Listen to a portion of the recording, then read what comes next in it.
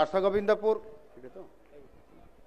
एवं किसी म्युनिसिपालिटी को घोषणा करने मु जाऊँगी 7टी म्युनिसिपालिटी सेगुड़िक है मयूरभंजर करंजिया, बौद्ध जिलार बौद्ध, गंजाम जिलार सर्वाधिक भंजनगर, आस्का, छत्रपुर, कविसूर्यनगर एवं पलसरा एगुड़िक आगु एनएससी थिला आज ताकू म्युनिसिपालिटी हिसाब से घोषणा करा जाइछि।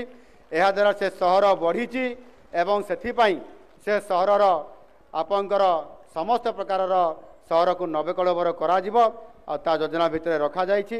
एवं म्युनिसिपालिटी कॉर्पोरेशन हिसाब से मुझे रखी जे पुरी को एथिरे आपंकर जोड़ी दिया जाइछि।